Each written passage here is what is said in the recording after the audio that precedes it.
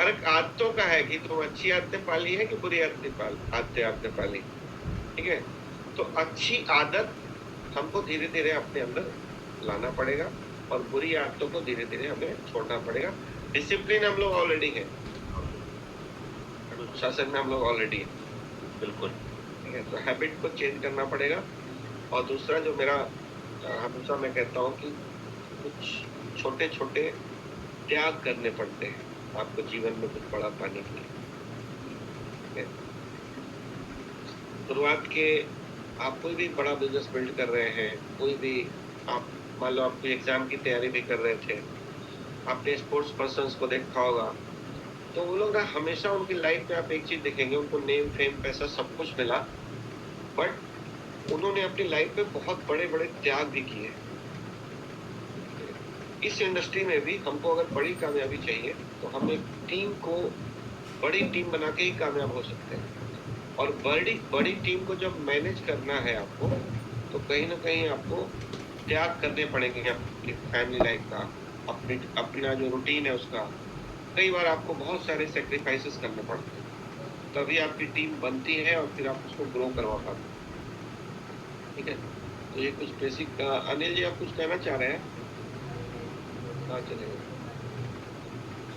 तो मैं चाहता हूँ कि आप लोग भी कुछ ऐड करें, यहाँ बहुत सारे चैंपियंस बैठे हैं।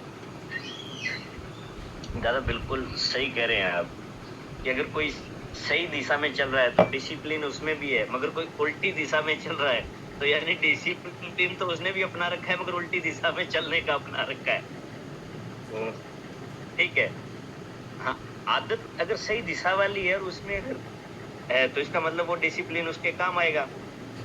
उल्टी दिशा में डिसिप्लिन अपना रखा है तो वैसे काम आएगा ऊपर से नीचे गिराने में।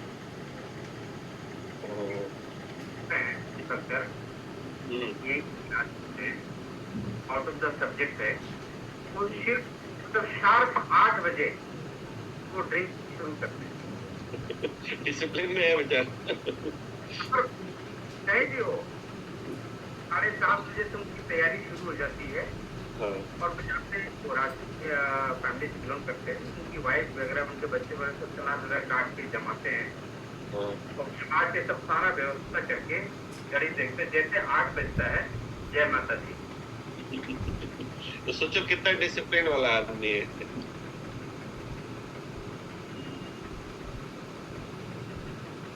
हाँ प्रकाश जी। सर अभी वही मैं देख रहा था, तो संतोष नायर साहब का एक वीडियो देख रहा था मैं, इससे पहले मीटिंग स्टार्ट होने से पहले मैं लैपटॉप पे बैठा, तो उसमें मैं वो बताते हैं ना कि जैसे आप बोले आदतों का, वही वीडियो में देख रहा था। आज आप जो कुछ भी है अपने आदतों की वजह से, उसमें वो बता रहे हैं। अगर आप कामयाब है तो अपनी आदतों की वजह से, अगर ना कामयाब है तो भी अपनी आदतों की वजह से। सही बात। और दूसरा मैं एक चीज़ और शेयर करना चाह रहा था सर, अभी सुभाष सर है यहाँ पे, तो मैं लास्ट में सुभाष सर का इंटरव्यू नहीं देख पाया था। लास्ट वाला वीडियो जो आप देखे थे, आज मैं मतलब कंटिन्यू जब से आया तब से दिन में 2 बार देख रहा हूँ। हम लोग को मार्केट में जितने भी क्वेश्चन मिलते हैं ना सर, वो उसमें मशीन मांगा है उसका जवाब, टीम इधर उधर उड़ी है उसका जवाब, हर चीज का अगर कंप्लीट एक कंगन में क्या क्या समस्या थी, सारी क्वेश्चन का आंसर आप लोगों ने उसमें कवर किया है। मैंने आपको भेजा भी था, ये वो वीडियो का एक शॉर्ट मिल गया। मनोज तिवारी सर वाला बहुत बढ़िया है, ओपनिंग का वो छोटा सा, कि ज्यादातर लोगों का क्वेश्चन यही आता है मशीन मांगी है। ये वीडियो यूट्यूब पे है, तो वो डाउनलोड करना निकालना, आपके पास वो रॉ वीडियो होगा तो उसमें से कटिंग मिल जाए तो रॉ वीडियो नहीं होगा मेरे पास, रॉ वीडियो नहीं होगा मेरे पास, क्योंकि मैं ना स्पेस खाली करता रहता हूँ, भर जाएगा मेरा स्पेस। तो जैसे अपलोड हुआ पुराना सारा उसका बेसिक मटेरियल डिलीट कर देता हूँ। तो अब उसी बहुत बढ़िया वीडियो लगा सर मुझे, वो बहुत बढ़िया लगा। हाँ, इसीलिए वो डाला भी है आप लोगों की ट्रेनिंग के लिए। और आई थिंक मेरे हिसाब से सबको देखना चाहिए, सबके लिए। आई थिंक वो फिर से वो सुभाष सर, आप और मनोज सर, फिर वो उसमें आ पाएंगे, वो जवाब निकल पाएंगे कि नहीं, फिर ऐसा कभी नहीं मिलेगा। तो एक अच्छा टेक्नोलॉजी का इस्तेमाल करके उसको कैच कर लिया जाए, कभी भी काम आएगा। सही बात है।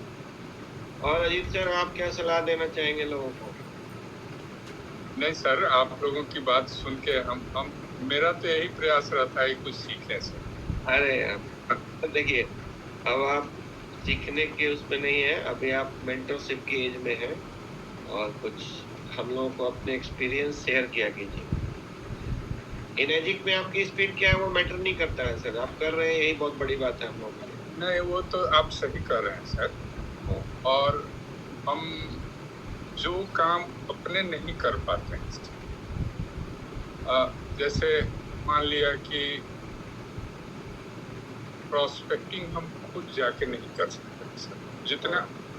जितने लोगों से मॉर्निंग वॉक में भेंट होती है उतना ही कर, लेकिन उस काम को हम जो कर रहे हैं अभी सर से हम शेयर किए थे, और वो काम हमको अपना विश्वास, मेरी अपनी बिलीव है सर कि बहुत रंग लाएगा, बहुत कस के रंग लाएगा। और उसमें से काफ़ी लोग मेरे पास संडे मीटिंग में भी आ रहे हैं, तो वो एकदम डिफरेंट काम कर रहे हैं सर। लेकिन जब तक हम सक्सीड नहीं करते हैं तब तक कुछ बोल नहीं सकते। नहीं, हम और जैसे आपका बहुत लंबा एक्सपीरियंस है और हम चाहते हैं कि आप अदर देन जो आप कर रहे हैं, एक नया प्रयोग है, वो सफल होगा, आपको पता है, बट उसके अलावा आप जो यहाँ लोग बैठे हैं वो स्पीड में कैसे काम करें, क्योंकि आपके वाली बाध्यता उनके साथ नहीं है। आपके साथ एक एज फैक्टर है, बहुत सारे हेल्थ चैलेंजेस है, उनके साथ वो नहीं है, और उनके सामने अभी पूरा लाइफ पड़ा हुआ है। जी, ठीक है ना, तो सारी जिम्मेदारियां पड़ी हुई है। जी, तो हम लोगों को आप क्या सलाह देना चाहेंगे कि आप कैसे स्पीड में? नहीं सर, आप जो कह रहे हैं बिल्कुल 100% हम आपसे एग्री करते हैं सर।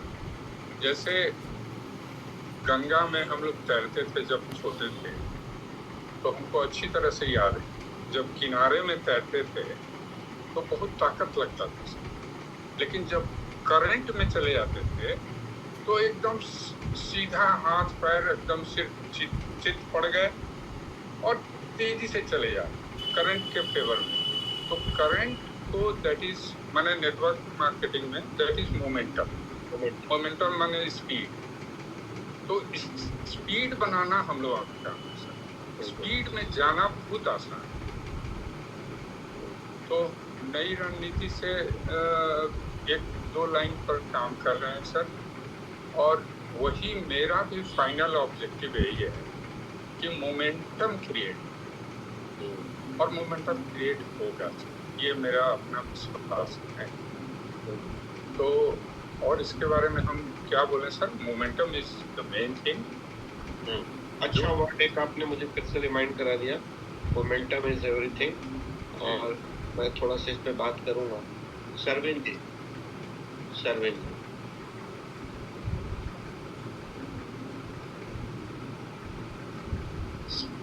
सरविन जी रेलवे में टीटी है और फिर भी पार्ट टाइम में बहुत बढ़िया काम कर रहे हैं। सरविन जी अनम्यूट कीजिए। हाँ, नमस्ते सर।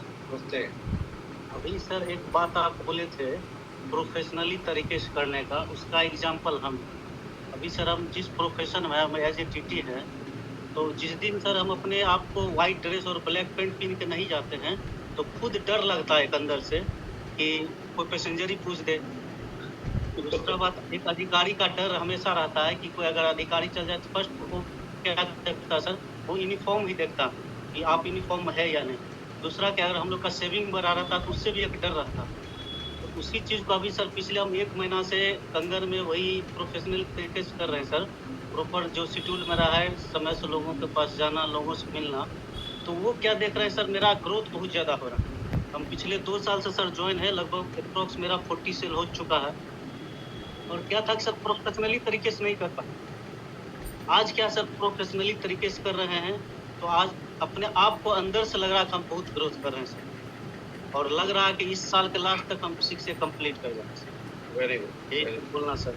आप अगर पार्ट टाइम में 2 साल में भी कर जाते हैं तो बहुत बढ़िया है। हालांकि आपका जो इस टैलेंट साल के लास्ट तक सर कंप्लीट करेंगे, क्योंकि अब समझ में आ गया प्रोफेशनली तरीके से कर रहे हैं। जिस तरह हम नौकरी को सब प्रोफेशनल तरीके से करते हैं, उस तरह सर आप कंगन बिजनेस को कर रहे हैं। और ग्रोथ भी है सर, रिजल्ट भी आ रहा है, लोगों से मिलते हैं, अच्छा लगता है सर, बहुत अच्छा लगता है। Thank you. ये हम सब लोग ना यहाँ पे एडल्ट्स बैठे हैं और ज्यादातर लोग अपने परिवार के मुखिया हैं, और कोई बच्चे नहीं है, और कोई यहाँ पे वो बचपन का गिल्ली डंडा हम लोग नहीं खेल रहे हैं। प्रोफेशनल मतलब काम कर रहे हैं जहाँ से हमारे बच्चों का भविष्य जुड़ा हुआ है।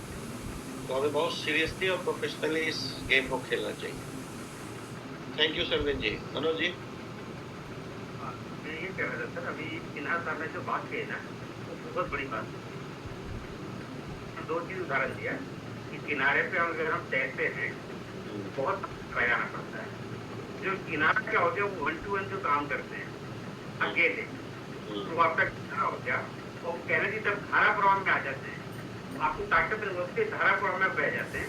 यानी अपने लोगों को जो बड़े बड़े जो इवेंट हो रहे हैं वहां पे लाके आपको मेहनत ज्यादा नहीं करना पड़ेगा। जो माहौल है, इन्वायरमेंट वहां पे लेके आएंगे। सही बात है। चलिए सुभा जी। आज सर क्या था कि हमारे एक साथी हैं जिन्होंने स्कॉर्पियो एन ली थी अभी कल न्यू, और अपने साथ हैं, वो वर्किंग में है। अच्छा अच्छा। तो आज वो अपनी टीम को लेके आए हुए थे, तो 15 एक उनके साथी थे, उनके साथ बैठे थे।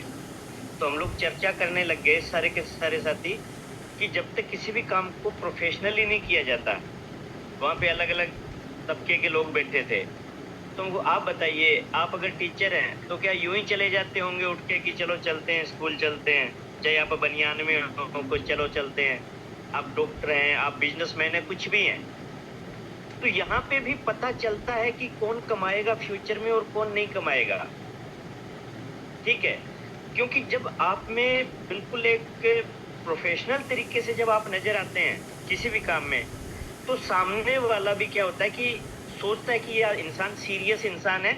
और लोग हमेशा जब बात खुद के कैरियर की आते हैं तो एक सीरियस इंसान के साथ ही आना पसंद करते हैं, वो मजाक में आना पसंद नहीं करते हैं कि ठीक है मैं मीटिंग में हूँ, मेरे को कौन देख रहा है, मैं तो सो रहा हूँ। बहुत से लोग आप और हमने देखा होगा कि जूम के अंदर सिर्फ इसलिए आना है कि ठीक है मैं आया हुआ हूँ, बाकी सारे है वो चाहे वो काम निपट रहे हो, दूसरी जगह पे ध्यान हो।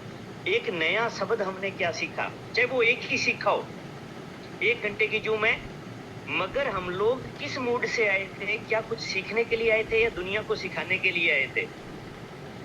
मैंने आज भी मुझे याद है कि जब मैं स्टार्टिंग फेज में जूम में नहीं आया करता था, और मुझे कोई इस बात में इतने लोगों के सामने बोलने में हर्ज नहीं है कि जब दीपक सर ने मेरे को कहा था कि सुभाष जूम पे आया करो, तो वही डिसिप्लिन वाली बात, तो एक खराब डिसिप्लिन मैंने भी पाल रखा था कि मैं 7 बजे 7:30 बजे उठता था।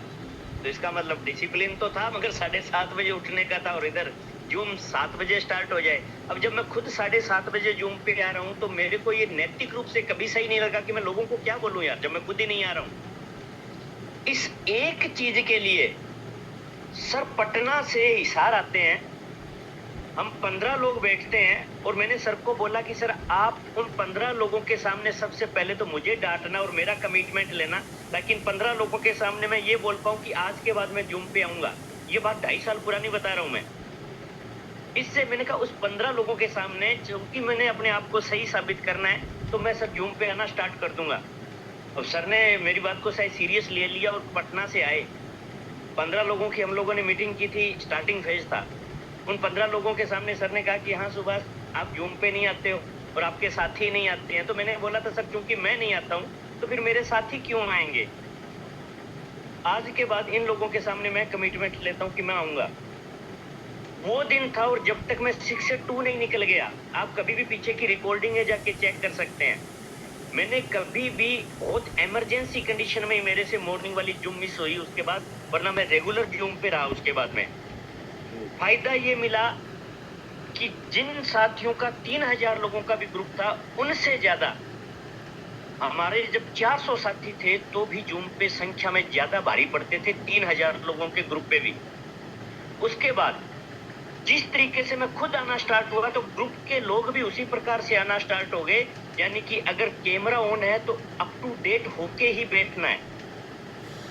लिसनर बने सारे के सारे साथी, ठीक है।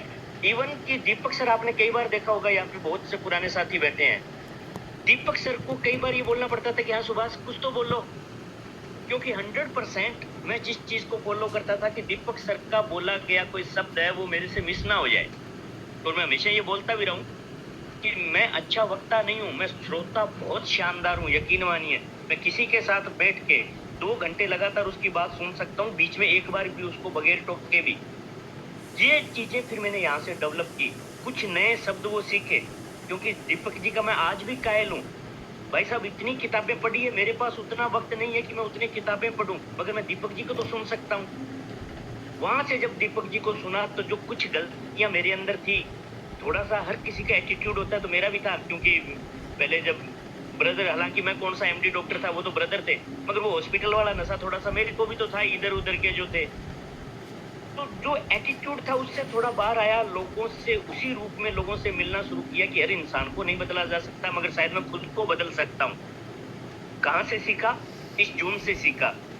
इस एटीट्यूड के साथ जब आप और हम लगातार इस जून पे आते हैं तो हमारा एक नया निर्माण हो चुका होता है।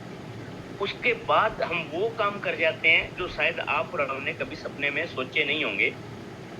ऐसे काम हम लोग कर जाते हैं, मगर क्या हम लोग कुछ नया सीख के जाते हैं? दीपक सर तो आ गए, मालूम नहीं कितनी बुक्स पढ़ने के बाद आते हैं, वरना एक इंसान है ना, आप 4 दिन लगातार बुलवा के देख लीजिए, उसके बाद सिवाय वो सेम बात के उसके पास दूसरी बात होती नहीं है, क्योंकि मसाला इतना ही था, खत्म हो गया। अब जब उससे पूरे साल बुलवा लो आप, उसके अलावा उसके पास कोई बात नहीं है।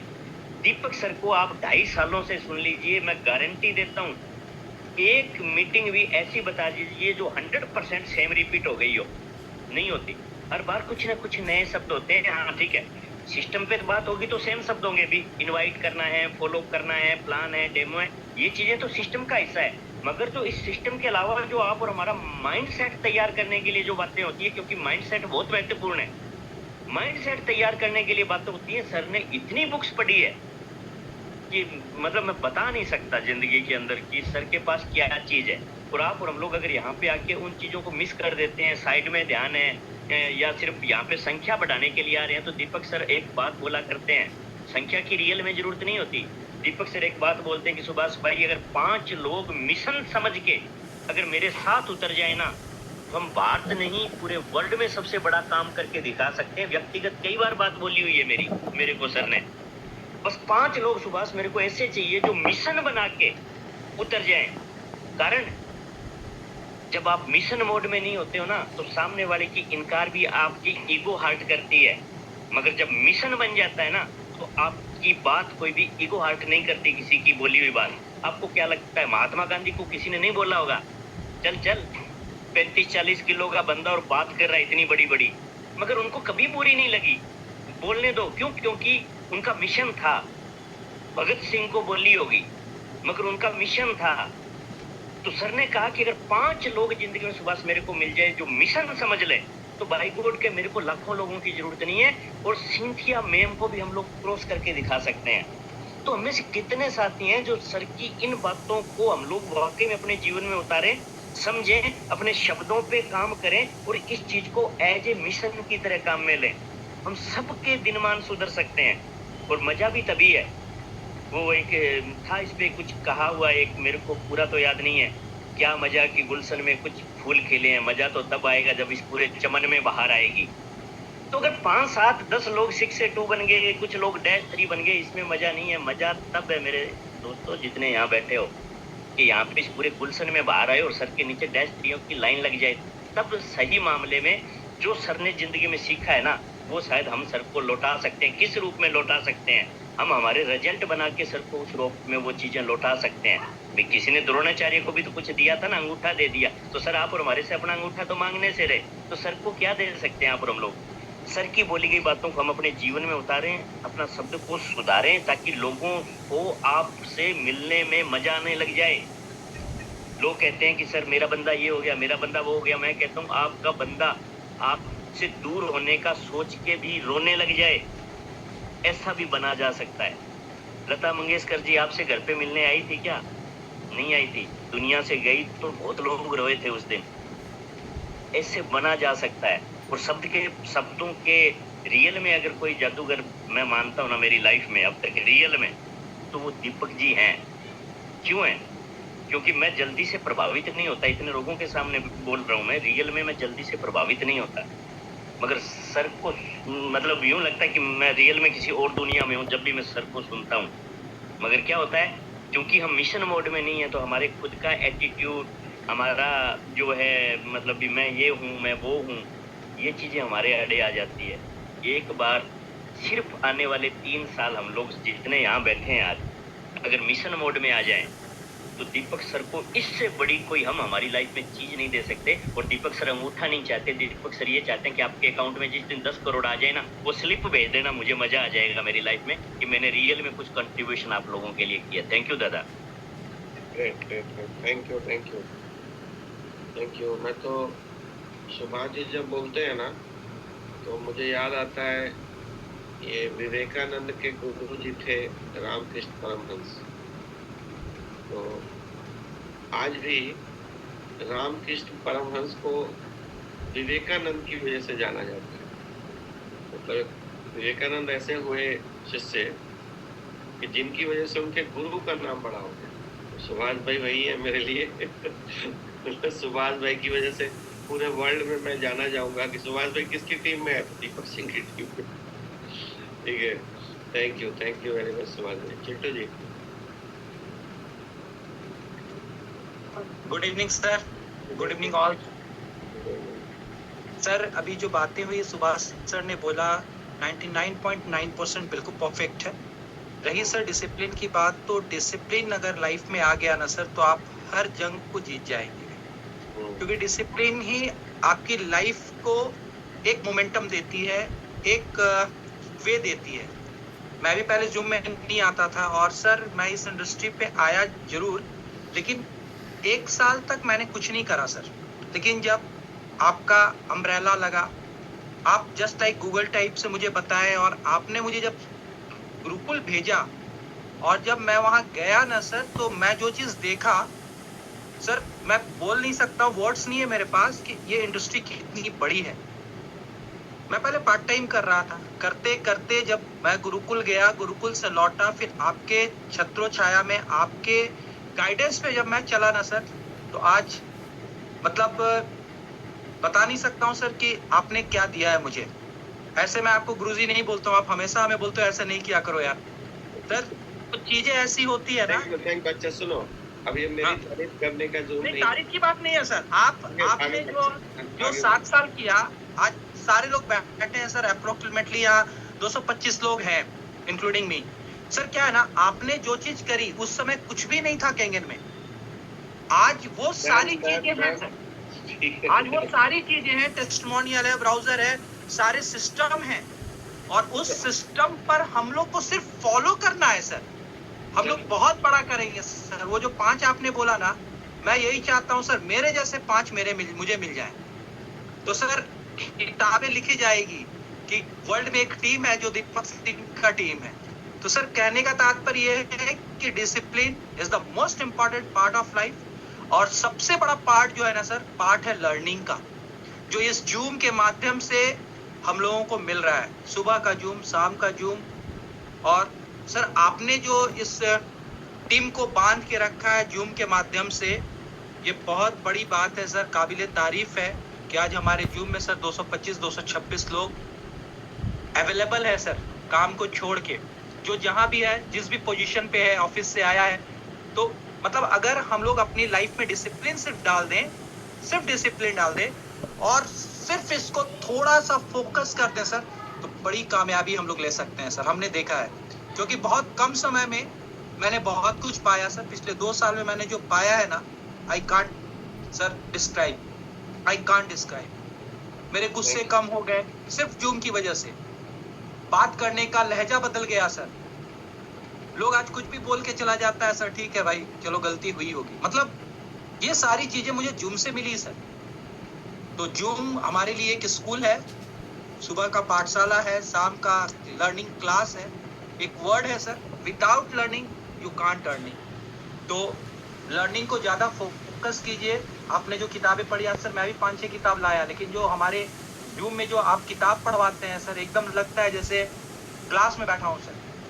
और उसकी हर एक चीज, जो एक बहाने वाली बात थी ना सर, आज मैं एग्जाम्पल देता हूँ लोगों को कि बहाना ना बनाया कर, नहीं होगा बोल दे कि नहीं होगा, डायरेक्ट थोड़ी देर के लिए हर्ट करेगा। तो सर सल्यूट है सर पूरी टीम को, मिरेकल सिस्टम को जो आज करोड़ों खर्च कर रही है हम लोगों के एजुकेशन पर। तो sir first time network marketing है और जिंदगी का लास्ट काम है सर, इसके बाद कोई काम नहीं करना मुझे। सल्यूट है सर यार बिगेस्ट टीम को। Thank you sir. चलिए तो थोड़ा कुछ और एक मुद्दे पे बात करेंगे हम लोग। रिंगडेन जी। सर मेरा एक क्वेश्चन है, प्रमोशन और फोर्स की वजह का डिफरेंस क्या हो सकता है? प्रमोशन जब मैं प्रमोशन को फोर्स की तरह प्रमोशन करता था तो जो में मेरा सभी लोग आ जाते थे, अभी मैं सिर्फ प्रमोशन करता हूँ, फोर्स नहीं करता हूँ, तो जो में 2-3 लोग ही आते हैं। तो क्या करना चाहिए, क्या नहीं करना चाहिए, और क्या डिफरेंस है? देखो विघ्नेश भाई, ये ना मेरा जो अपना काम करने का तरीका रहा है, हर जगह पे हम लोग नंबर गेम में है। पहली बात तो ये याद रखना पड़ेगा। अगर हम चाहते हैं कि मेरी टीम से 10 लोग जूम पे आए तो पहले मेरी टीम 100 की होनी चाहिए, ठीक है। अगर मैं चाहता हूँ, जैसे अभी हम लोग 6 की मीटिंग कर रहे हैं फर्स्ट टाइम गोवा में, 6 एंड अबव की, तो मेरे नीचे 50+ 6 हैं, करीब करीब 55 के आसपास 6 है। उसमें से कुछ लोगों की डबल आईडी भी है, जैसे पत्नी भी 6 है, बेटा भी 6 है, इस तरह से भी है। तो अगर मैं एग्जैक्ट 6 की बात करूं तो 40 या 45 होंगे, 5-6-7 डबल आईडी भी होंगे। 45 लोगों में से मैं तो चाहता हूं कि 45 लोग जाएं, बट फैक्ट क्या होगा, 20 लोग चले जाएं तो बहुत बड़ी बात है। तो आप जैसे हम लोग बोलते हैं ना नंबर गेम की, आपको अगर चाहिए कि 2 डेमो करना है तो 10 कॉल करना पड़ेगा। अगर 2 क्लोजिंग चाहिए तो 20 डेमो करना पड़ेगा। नंबर गेम खेलते हैं ना हम। तो वैसे ही जूम पे भी लाना है, या आपको सेमिनार में भी किसी को बुलाना है, वहां पे भी नंबर गेम ही है, और वहां पे भी एवरेज का नियम काम करता है। तो आप चिंता ना करें। और दूसरा पहलू एक बात ये भी बताना चाहता हूँ, मान लो आपकी टीम में आप 100 के आसपास हो और आप चाहते हो कि 10 लोग आए, या 10 लोग आ रहे थे जब मैं फोर्स कर रहा था, तो फोर्स करने का काम नहीं है भाई। देखिए हम एडल्ट्स के बिजनेस में है, पहली बात तो ये समझना पड़ेगा। हम सब, मैंने पहले भी आपको बताया कि हम सभी यहाँ पे अपने अपनी फैमिली के हेड्स बैठे हैं। ज़्यादातर लोग अपनी फैमिली के हेड हैं। हर आदमी का अपना एक ईगो है, हर आदमी का अपना एक ये समझ है, एक्सपीरियंस है। सब लोग पके हुए लोग हैं। हम बच्चे तो है नहीं कि उठा के जबरदस्ती ड्रेस पहना के हमको स्कूल भेज दिया जाएगा। हम बच्चे नहीं है ना, हम बच्चों के बाप बैठे हैं, सही है, माताएं बैठी हैं। तो हमें उस तरीके का ही बिहेव करना पड़ेगा कि हमने आपको प्रमोट किया, मैं बैठता हूँ और आप आएंगे। अब मोटिवेट करना हमारा काम, पुश करना हमारा काम नहीं। मोटिवेट हम करेंगे। जैसे मैं अभी सुभाष जी ने जो एग्जांपल दिया ना कि मैं हिसार गया तब जाके यहाँ बैठना शुरू हुआ सुभाष जी की टीम का जो, और ऐसा कई टीम के साथ मेरा हुआ है। अभी देखिए शायद यहाँ विक्रम चौधरी जी बैठे हुए हैं भागलपुर से। अभी मैं रिसेंटली भागलपुर गया था फर्स्ट टाइम, और जब गया तो उसके बाद विक्रम चौधरी जी बैठने लगे थे। तो कई बार ऐसा होता है। मेरी कई टीम, हैदराबाद टीम भी नहीं बैठती थी शुरू में, जून में बहुत कम लोग बैठते थे। मैं जब वहाँ पे गया, मैंने जब वो मेरी बात को समझे अच्छे से, और समझने के बाद वो लोग बैठना शुरू हो गए, फिर धीरे धीरे संख्या बढ़ गई। चिंटू जी नहीं बैठते थे, चिंटू जी की टीम भी नहीं बैठती थी। जब मैं इनसे मिला, इन्होंने मेरे को समझा कि दीपक जी मेरे फायदे के लिए बोल रहे हैं, ठीक है। जब इनको बात समझ में आई तो बैठने लगे, धीरे धीरे टीम भी बैठने लगी। तो ये हर एक टीम के साथ हुआ है। तो आपको भी अगर आप चाहते हो कि मेरी टीम से ज़्यादा लोग बैठे हैं, तो एक एक करके, जैसे हम लोग एक एक करके डेमो करते हैं, एक एक करके कॉल करते हैं, तो एक एक करके घर में जाके बैठिए और उनसे जेन्युइन उनके रीजंस पूछिए, वे सुबह क्यों नहीं बैठ पाते। अच्छा, लोगों को स्पेस भी देना है, ऐसा नहीं कि नहीं तो नहीं बैठेगा तो ऐसा होगा वैसा होगा, उससे नहीं होता है। थोड़ा प्यार से सहला के फुसला के धीरे से लाना पड़ता है। ठीक है भाई, तो आधे घंटे के लिए आ जा। कोई बोलेगा मैं तो यार 8 बजे उठता ही हूँ, तो 8 से 8:30 आ जा, कोई बात। ठीक है, अब हम लोगों ने सुबह शाम कर दिया है, तो कोई बोलेगा नहीं सुबह तो मेरे को बच्चे को छोड़ना होता है, या सुबह मुझे स्कूल जाना होता है, टीचर हैं कई लोग, तो उनको हम कह सकते हैं कि रात को 3 दिन आ जाओ, सप्ताह में 1 दिन आ जाओ। मतलब हम धीरे धीरे लोगों की हैबिट बदल सकते हैं। फोर्स करेंगे तो लोग रिएक्ट करेंगे, ठीक है, रिएक्ट करने वाला काम ही नहीं करता। और मेरा एक ये भी मानना है कि हम सबको प्यार से कुछ भी कराया जा सकता है, ठीक है। प्यार और सही बात कहूँ तो एक होता है ना कि कंसर्न दिखाना। अगर दिनेश जी मेरा इंटेंशन सही है और आपको ऐसा महसूस होगा कि दीपक जी मेरे लिए बोल रहे हैं, अगर ऐसा मैं महसूस करा पाऊँ आपको, तो फिर आप मेरा साथ देंगे, आप रात को 12 बजे भी साथ देंगे। तो ये कला है, ये भी इसको भी हमें सीखना पड़ेगा, क्योंकि हम फोर्स नहीं कर सकते, पुश नहीं कर सकते, हम खुद पे काम कर सकते हैं और धीरे धीरे लोगों को कन्वर्ट करना होगा। धीरे धीरे लोगों की बहुत सारी आदतें खराब है जिसकी वजह से वो आज तक कामयाब नहीं हुए, कहीं भी नहीं। वो पढ़ने के समय में फेल हो गए, उनको अच्छी जॉब नहीं मिली, बिजनेस में असफल हो चुके हैं, नेटवर्क मार्केटिंग भी कई बार किया तो असफल हो चुके हैं, लेकिन फिर भी बदलने को तैयार नहीं है, ठीक है। तो उनको बदलना तो है, लेकिन बहुत प्यार से, पेशेंस से, आराम से। अगर बहुत हड़बड़ी में जाएंगे तो उल्टा रिएक्शन हो जाएगा, उसका कोई फायदा नहीं मिलेगा। चलिए, तो हमारे एक साथी आए हुए हैं लद्दाख से, रिंचन जी। बोलिए सर, कैसे हैं? अनम्यूट कीजिएगा। दीपक जी नमस्कार जी। नमस्कार जी, नमस्कार। Thank you. अभी काफी देर के बाद में आया हूँ सर, सॉरी। कोई बात नहीं, कोई बात नहीं। क्योंकि मेरे जनरेटर में थोड़ा जंग लग गया था थोड़ी देर के लिए।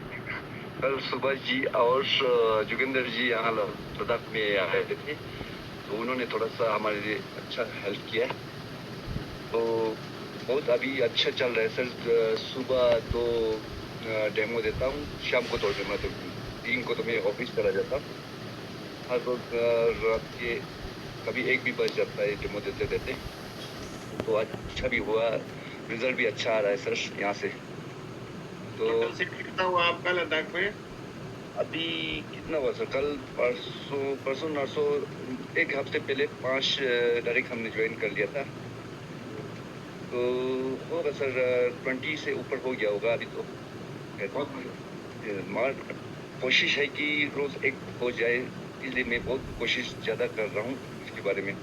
अब मेरा एक क्वेश्चन ये है सर इसमें कि उस दिन सुबह जी से भी मैंने उनसे बात करवाया था, जिन्होंने एक बंदे ने मुझे यही पूछा था कि अगर ये मशीन इतना अच्छा हो या इससे इतना हमें फ़ायदा मिल रहा है, तो गवर्नमेंट इसको इम्प्रूव क्यों नहीं कर रहा है, गवर्नमेंट इसको क्यों नहीं दिखा रहा है। इस तरह से मुझे एक बड़े उसमें मुझे फंसा दिया सर, मतलब ये अटक गया उसमें सर। नहीं, तो आपको ना ये घबराना नहीं है, और इस तरह के कुछ ही सवाल हैं, ये भी हमारे यहाँ पर होता है ना, 14-15 क्वेश्चंस पूछे जाते हैं हमारे से, उन्हीं में से एक क्वेश्चन ये है, और इसका बहुत आराम से इसको डील किया जा सकता है। जी सर। तो मैं इसका आपको आंसर बताता हूँ। पहले तो ना, कोई भी क्वेश्चन आए तो पहले तो एक अच्छा सा स्माइल देना है। जी। क्वेश्चन आने पे हम लोग ना थोड़ा टेंशन दिखाने लगते हैं, वो नहीं करना। अच्छा से स्माइल देना है, और उसके बाद बोलना है कि सर, सरकार अभी साफ पानी तो पूरा वर्ल्ड, मतलब पूरी इंडिया को पहुंचा नहीं पाएगी। साफ पानी, पीने योग्य पानी जी, ये तो वर्ल्ड का बेस्ट ड्रिंकिंग वाटर है, ये लग्जरी है पानी के अंदर। आप उनको एग्जाम्पल दो तो सर, सरकार हमको ट्रेन देगी, बस देगी, हमको कार नहीं देगी, मर्सिडीज नहीं दे देगी ना हमको। पक्का सर। सरकार तो ट्रांसपोर्टेशन सर्विस देगी कि 5 रुपए देके बैठो। जी। सरकार हमको लग्जरी नहीं देगी ना, पक्का नहीं देगा। वही ट्रांसपोर्टेशन वही देगा सर। हाँ, किसी भी सेक्टर में आप देखो, सरकार आपको सरकारी स्कूल दे देती है, लेकिन सरकार क्या आपको डीपीएस दे देती है?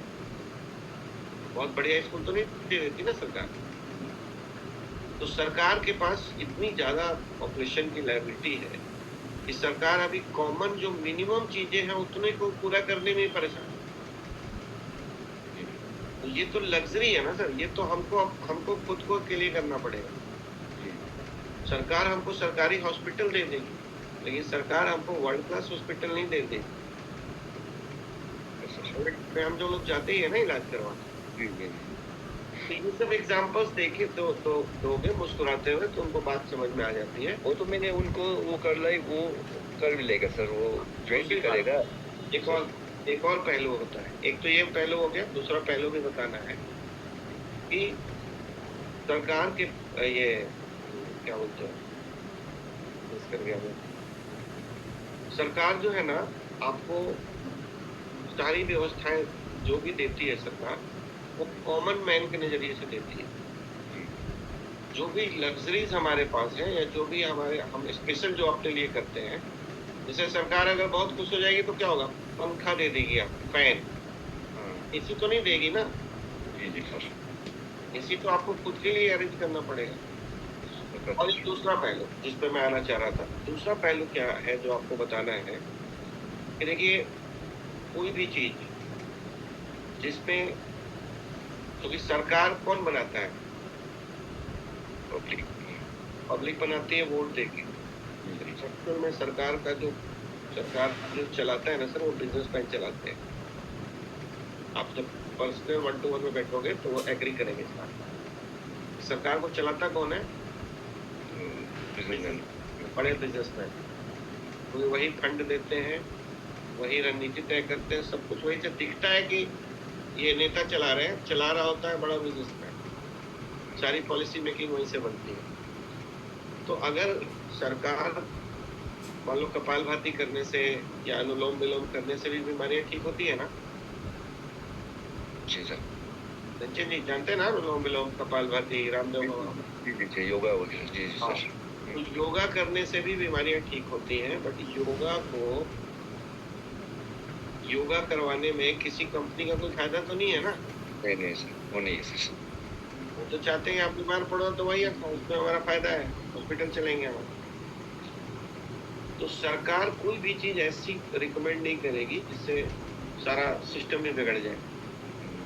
डॉक्टर अपोज कर देंगे, ठीक है, हॉस्पिटल्स वाले और बड़े बड़े जो बिजनेसमैन हैं, बड़ी बिजनेस लॉबी, उनको तकलीफ हो जाएगा। इसलिए तो हम लोग कभी भी ऑन कैमरा कभी भी किसी को मेडिकल क्लेम भी नहीं करते हैं कि ये पानी पीने से किसी का ये ठीक हो जाएगा, वो ठीक हो जाएगा, क्योंकि हमें पता है वो फार्मा इंडस्ट्री वाले पीछे पड़ जाएंगे। पक्का जी।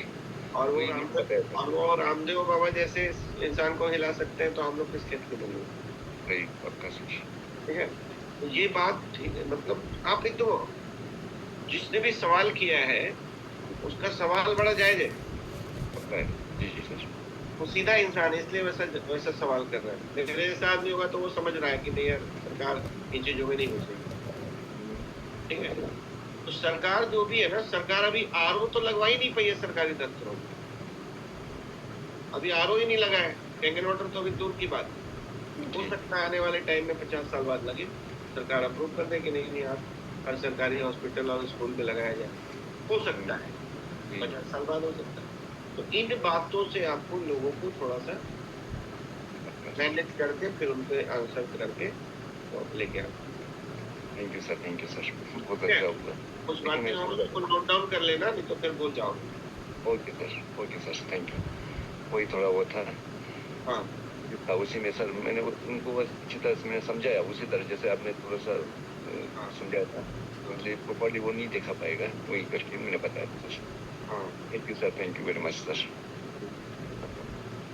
नित्यानंद जी।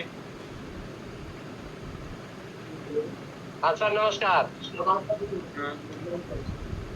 सर। आज बी सुनील जी का बर्थडे है, हम लोग सेलिब्रेट कर रहे हैं यहाँ। Very good, happy birthday Sunil ji. नमस्ते नमस्ते, हैप्पी बर्थडे। यही मौजूद है सर ऑफिस में। बहुत बढ़िया, हैप्पी बर्थडे। चलिए भाई चैट पे सुनील जी का हैप्पी बर्थडे लिख दीजिएगा। दिख रहे हैं सर। नमस्ते सर। नमस्ते नमस्ते, हैप्पी बर्थडे सुनील जी को। किसी सेलिब्रेशन में थे हम लोग, तो हमके थोड़ा सर को बता दे कि हाँ हम लोग क्या करें। ठीक है, thank you celebrate. Thank you sir, thank you. City ma'am. Deepak ji, अपना जोधपुर में कौन है क्या? जोधपुर सुभाष जी, आपकी टीम तो होगी ना जोधपुर में? हाँ दादा, है जोधपुर के अंदर। अच्छा, मैंने अभी ना मेरा नाम लिखा है सिटी मुंबई। मुझे लगता है अभी आपने वो बंदे को बोला लद्दाख, तो आके बोला इसे मालूम पड़ा लद्दाख है। अगर सब लोग अपने नाम के साथ तो एरिया लिखेंगे तो अच्छा होगा। अब क्या है मैम, क्या आप व्यक्तिगत कर लीजिएगा, सर ने बता दिया है कि मेरी जोधपुर में क्या टीम है। Thank you Subhash ji, I contact you. हाँ थैंक यू मैम।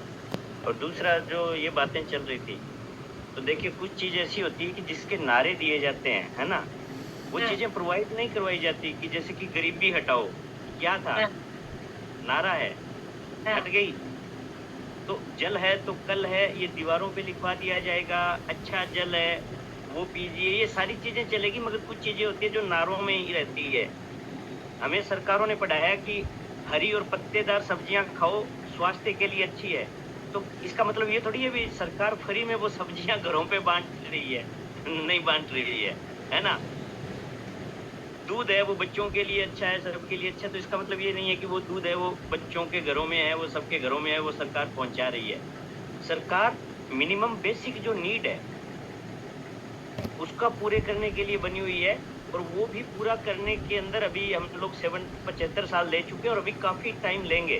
क्योंकि मैं राजस्थान का हूं तो मैं जानता हूं, हमारे यहाँ पे राजस्थान में बहुत से इलाके ऐसे हैं जहाँ पे अभी भी महिलाओं को 10 किलोमीटर दूर जाके पानी लाना पड़ता है। भूल जाइए कि पानी की क्वालिटी क्या होती है, वो कहते हैं कि सिर्फ पानी दे दीजिए। आज भी जैसलमेर बाड़मेर इलाके के अंदर लोग हैं वो 4-4 दिन तक नहाते सिर्फ इस चक्कर में नहीं है क्योंकि पानी बचाना होता है। ये वो चीजें हैं जो मैं आंखों देखी सुनी सुनाई बातें नहीं कह रहा हूँ, जो आंखों देखी बातें बता रहा हूं मैं। कारण कि सबसे पहली नीड क्या होती है किसी भी इंसान की, मूलभूत आवश्यकताएं। जैसे सर ने कहा ना कि सरकार हमें एसी नहीं देगी, गाड़ी नहीं देगी, ठीक है, कार नहीं देगी, एक मिनिमम जो प्रोग्राम है वो देगी। तो वही चीज है। और ये चीजें कॉमन सेंस वाली सी है कि जब हम बातें करते हैं तो सामने वाले के भी समझ में आ जाती है कि बिल्कुल सही बात बोल रहे हो आप। बिल्कुल सर, थैंक यू। हाँ, तो ये आपको कॉमन सेंस अप्लाई करना पड़ेगा और आपको बातों से आपको लोगों को कन्विंस करना सीखना ही पड़ता है। और ये प्रैक्टिस का गेम है, धीरे धीरे आ जाता है। और मैं पहले दिन से इनर्जिक में जब स्टार्ट किया था मैंने, तो मेरा कोई अपलाइन मेरे साथ नहीं था, तो पहले दिन से मुझे कोई भी क्वेश्चन आया तो मैंने कोई तैयारी नहीं की थी और क्वेश्चन आते थे मैं उसको अच्छे से आंसर भी कर देता था, क्योंकि पहले का थोड़ा अनुभव था मेरे पास। तो वैसे ही सुभाष जी ने भी अपने दम पे काम किया, तो इनके पास भी क्वेश्चंस आए होंगे। तो कभी फोन नहीं आया कि दादा ये बोला तो क्या बोलूं, इन्होंने अपने लेवल पे हल कर लिया क्वेश्चन, जो भी क्वेश्चन आया उनको हैंडल कर लिया। मेरा फोन आज तक नहीं गया सुदेश सर को कि सर ये बोलेगा तो क्या बोलूंगा, ठीक है, मैंने अपने लेवल पे ही हल कर लिया। तो आपको भी अपना, अगर एक्सपीरियंस नहीं है तो एक्सपीरियंस लीजिए धीरे धीरे। कभी कभी कोई सेल आपका खराब भी हो जाएगा, इसके लिए तैयार रहिए।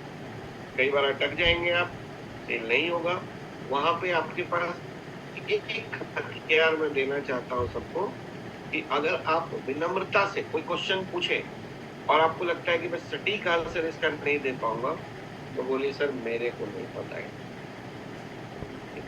Thank you very much. और मैं गारंटी देता हूँ आपका सेल हो अगर आप सरेंडर करते हैं, ठीक है। सरेंडर कर दीजिए कि सर ये बात मेरे को नहीं पता है। देखो हम लोग ना एक बात बार बार सीखते हैं हम लोग कि हम लोग एक कंपनी को रिप्रेजेंट कर रहे हैं किसी के सामने, मेरी कंपनी नहीं है। और रिंचन जी ये प्रोडक्ट आपने बनाया है क्या? नहीं बनाया ना? कौन सर? नहीं वो कहाँ बनाया सर? ये प्रोडक्ट भी आपने नहीं बनाया, ये कंपनी भी आपकी नहीं है। आप तो यूजर हो और आप एक मैसेंजर हो कंपनी की, ठीक है। तो कभी भी मालिक बनने की कोशिश मत करो पब्लिक के साथ। अगर उसने कुछ पूछा कि यार ऐसा, मान लो उसने पूछा कि यार सरकार इसको क्यों नहीं कर देती है, तो आप ये भी बोल सकते हो सर मेरे को नहीं पता, करना तो थे, मेरे को नहीं पता। अगर आप विनम्रता के साथ इतनी बात भी करोगे ना तो आदमी को बोलेंगे यार ये बंदा यार सही है, नहीं पता है, नहीं पता। तो इसी को बोलते हैं हार के जीतने वालों को बाजीगर बोलते हैं। एकदम हार जाओ, सर मुझे नहीं पता। अभी ना पिछले 8 सालों में मैंने इतनी किताबें पढ़ ली है पानी और हेल्थ के कनेक्शन के बारे में, बहुत सारी किताबें पढ़ी, ठीक है। लेकिन आज भी कोई डॉक्टर मुझे पूछ देता है या कोई अच्छा पढ़ा लिखा आदमी पूछ देता है कि अच्छा ये पानी कैसे काम करता है, तो मुझे नहीं पता। मुझे फायदा मिला है, मेरे थ्रू हजारों मशीनें गई हैं, उनके घरों में फायदा मिला है। कैसे हुआ है सर मेरे को नहीं पता सर। समझे, हार के जीतने वाले को बाजीगर बोलते हैं। हर सवाल का जवाब आए ऐसा जरूरी नहीं है। हमने थोड़ी मशीन बनाई है, कंपनी ने बनाई है। मैंने पानी पिया, मेरे को अच्छा लगा, मैं आपको बताने आया हूँ। मुझे बिजनेस अच्छा लगा, मैं कर रहा हूँ, इसी बात है। कई बार हमें हर सवाल का जवाब देना जरूरी नहीं होता है, ये भी बात आप लोगों को सीखना चाहिए, ठीक है। तो चलते चलते आज एक बोनस टिप, जो एक बहुत अच्छा वर्ड अजीत सर ने याद करा दिया, मोमेंटम। मोमेंटम के बारे में थोड़ी सी बात करूंगा आपसे। देखिए इस बिजनेस में ना हम लोग अगर मोमेंटम बना पाए एक बार, तो फिर ये बिजनेस इतना आसान दिखता है ना, इतना आसान हो जाता है कि आपको पता भी नहीं लगेगा आप कब 6 से गए, कब 6 से 2 गए, टेस्ट 2 गए, टेस्ट 3, पता नहीं लगेगा। मोमेंटम टूटने नहीं देना अगर एक बार बन गया तो। लेकिन सवाल आता है कि मोमेंटम बनेगा कैसे। देखिए इसका ना मैं एक एग्जांपल देता हूँ बार बार कि एरोप्लेन जो होता है हजारों किलो का होता है और उसमें कितने पैसेंजर्स बैठे रहते हैं, मतलब अगर उसका पूरा वजन निकाला जाए तो मुझे लगता है 5-10 टन होता हो, ठीक है। और वो भी हवा में उड़ जाता है उतने यात्रियों को लेके, ये कैसे पॉसिबल होता है? क्योंकि उसको ना एक रनवे पे बहुत धीरे धीरे जब मोमेंटम बना के और एक बहुत हाई स्पीड में उसको उड़ाया जाता है। बहुत हाई स्पीड में जब चलता है वो रनवे पे, तो लास्ट पे क्या होता है, टेक ऑफ हो जाता है उसको। और टेक ऑफ होके एक सर्टेन लेवल पे जाने के बाद वो डबल इंजन से सिंगल इंजन पे आ जाता है और बाद में उसका फ्यूल भी कम खर्च होता है और स्पीड भी उसकी बहुत ज्यादा होती है। ये सब देखा है आपने। अब मैं आपसे सवाल पूछता हूँ कि अगर रनवे पे धीरे धीरे धीरे धीरे जहाज दौड़ती रहे तो क्या कभी उसका टेक ऑफ होगा? चैट पे लिखिए यस और नो। कभी टेक ऑफ नहीं होगा। हम में से ज्यादातर लोगों के बिजनेस का वही हाल है, जिनका टेक ऑफ हुआ ही नहीं है। वो 1 साल से 2 साल से, कई बार तो 3 साल से बस रनवे पे धीरे धीरे धीरे धीरे दौड़ रहे हैं। धीरे धीरे दौड़ने का मतलब क्या हुआ? महीने में 1 sale, 2 sale, 3 sale, 4 sale, 5 sale. अगर जब तक आपका 25-30 सेल महीने का नहीं जाएगा तब तक आपका मोमेंटम नहीं बना है। अगर 30 एक बार बन गया ना तो फिर 35 भी होगा, फिर 40 भी होगा, फिर 50 भी होगा, 100 भी होगा, 150 भी होगा। एक समय आएगा 1000, 2000, 5000 भी सेल आपका महीने का होगा। लेकिन आपका प्रॉब्लम क्या है कि आप इतना स्लो स्पीड में चल रहे हो रनवे पे कि आपका टेक ऑफ हो ही नहीं पा रहा है। और टेक ऑफ नहीं हो रहा है तो उसके प्रॉब्लम्स क्या है? क्योंकि आपको पता है कि जब जहाज को शुरू में उड़ाया जाता है ना एरोप्लेन को, तो शुरुआत पे 2 इंजन पे चलता है और दोनों इंजन पे चलता है तो तेल भी ज्यादा खाता है, यानी आपके खर्चे भी ज्यादा हो रहे हैं और आप डिस्टेंस भी कवर नहीं कर पा रहे हो। क्यों? क्योंकि आपने स्पीड में दौड़ा ही नहीं। तो इसीलिए हम लोग इस बिजनेस में कहते हैं कि फर्स्ट 3 इयर्स, अगर 3 साल आप पूरी ताकत छोड़ देते हो और पूरे तरीके से काम करते हो, तब जाके ये जहाज टेक ऑफ हो जाता है। और उसके बाद बहुत कम एफर्ट में आपका ये जहाज आसमान की ऊंचाइयों पर उड़ता रहता है। एफर्ट्स तो तभी लगते हैं लेकिन एफर्ट्स बहुत कम हो जाते हैं, ठीक है। अब यहाँ पे ना 2 तरह के लोग हम लोग आपस में बैठे हैं, आप तय करना कि आप कौन सी कैटेगरी में, ठीक है।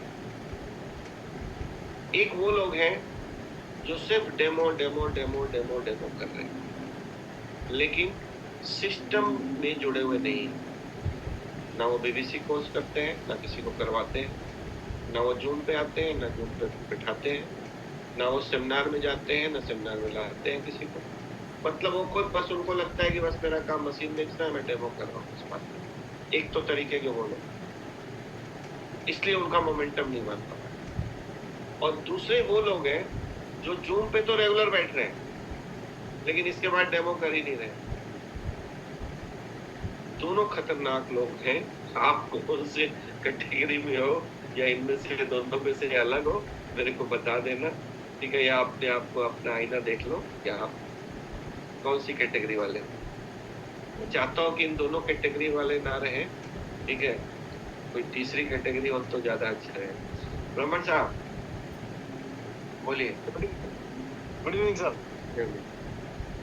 सर डेमो की जो बात आई, जो क्वेश्चन आते हैं, तो मैं जब सामने कोई अच्छे ऐसे डॉक्टर हैं या साइंटिस्ट हैं, कोई अच्छे ऐसे लोग होते हैं, तो उससे पहले मैं यही बोल देता हूँ डेमो के टाइम ही कि मेरे पास जो नॉलेज है, मैं नॉलेज शेयर करने आया हूँ, पर आपके पास जो नॉलेज है वो नॉलेज एक्सेप्ट करूँगा मैं। तो उनके क्वेश्चन जो रहेंगे, अगर उसका किसी का जवाब नहीं भी दिया तो भी कोई दिक्कत नहीं आता है, और बोलेंगे आपसे हमको कुछ सीखने को मिलेगा। और ये जब अपन ये बात बोलते हैं कि आपसे कुछ हमको सीखने को मिलेगा, तो उसको ऐसे लगता है कि नहीं ये बंदा सही है, तो उसको सेटिस्फेक्शन होता है कि नहीं ये मेरे से सीखेगा। आजकल सिखाने के चक्कर में है ना, सब लोगों को ऐसे मैं सबको सिखाऊं, तो अपने को बोलने में क्या दिक्कत है? भाई मैं आपसे हमको सीखने को मिलेगा। और रियल लाइफ में भी देखा जाए तो हर एक आदमी के अंदर कुछ ना कुछ खूबी होती है, कुछ ना कुछ सीखने को मिलता है। इवन लेबर होगा तो लेबर से भी कुछ सीखने को मिलेगा। तो एक्सेप्ट करना सीखो, तो ऑटोमेटिक सब काम हो जाता है। इसमें कुछ छोटे नहीं हो जाते अपन। सही बात। ओके। मैंने ना एक कॉमन फैक्टर देखा है कि मेरी टीम में जितने भी सक्सेसफुल डिस्ट्रीब्यूटर्स हैं, जितने भी सक्सेसफुल है, जिनकी स्पीड अच्छी है, अच्छा काम कर रहे हैं, उन सब में एक क्वालिटी देखिए कि कभी उनका कॉल मेरे को इसलिए नहीं आया कि ये क्वेश्चन पूछ रहा है तो मैं इसका क्या जवाब दूं। और देखो, अगर कोई आप फील्ड में बैठे हो और कोई क्वेश्चन आ गया तो अपने कॉमन सेंस से या तो आंसर दे दो, या तो बोलो सर मुझे नहीं आता, बात खत्म। बट एनीवे, सीखते रहेंगे, आगे बढ़ते रहेंगे। मैं चाहता हूँ कि आप सब ग्रो करें, तेजी से ग्रो करें। 6 से जितने लोग यहाँ बैठे हैं, सब लोग अपना अपना टिकट ले लीजिए जल्दी से जल्दी गोवा का। 8 तारीख से 11 तारीख तक हम लोग वहाँ पे हैं। और बाकी जो लोग 6 से नहीं है, अगली 6 से मीटिंग की तैयारी कीजिए, यानी जल्दी से जल्दी अपना 6 से कीजिए। और जो लोग 6 से हैं वो अपने 6 से 2 की तैयारी कीजिए। 6 से 2 के बाद क्या करना चाहिए वहाँ पे हम लोग बात करेंगे। इस जूम मीटिंग में मेरा प्रयास है कि मैं 6 से जाने की जो गतिविधियां हैं, जो जरूरतें हैं 6 से जाने के लिए, उन पे मैं बार बार चर्चा करना चाहता हूँ, ताकि ज़्यादा से ज़्यादा हमारी टीम में 6 से निकले। और 6 से के ऊपर की ट्रेनिंग अलग होती है। 6 से को क्या करना चाहिए, नहीं करना चाहिए, उस पर हम लोग बाद में बात करेंगे।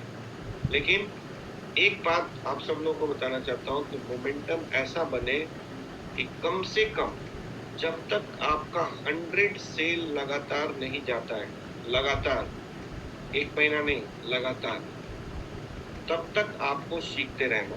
एक कहावत बड़ी अच्छी लगती है मुझे कि या तो प्रूव करो या तो इम्प्रूव करो। ठीक है? अगर आप या तो आप सब जानते हो तो प्रूव करो भैया, 100 सेल ला के दिखाओ। और अगर 100 सेल नहीं जा रहा है तो सीखो। आप में कहीं ना कहीं कुछ ना कुछ कमी है। इस घमंड में मत रहिए कि मैं 10 साल से नेटवर्क मार्केटिंग करता हूँ, मैं 20 साल से करता हूँ, मैं ये हूँ, मैं फलाना हूँ, मैं ढिमकाना हूँ। आप अपने सेक्टर के धुरंधर हो सकते हैं। हो सकता है आप LIC के बहुत बड़े योद्धा हो सकता है आप बहुत बड़े प्रोफेसर हो सकता है आप बहुत बड़े एडमिनिस्ट्रेटिव पोस्ट पे हो। वो सारी चीज़ें आपकी क्वालिफिकेशंस हैं, हम लोग उसका रिस्पेक्ट करते हैं। लेकिन इस बिजनेस में आप नए हैं, और जब भी आप इस बिजनेस में नए आते हैं तो आपको सीखने के लिए तैयार हो जाना चाहिए। तो थैंक यू वेरी मच। मिलते हैं हम लोग कल रात को। All the best. Thank you.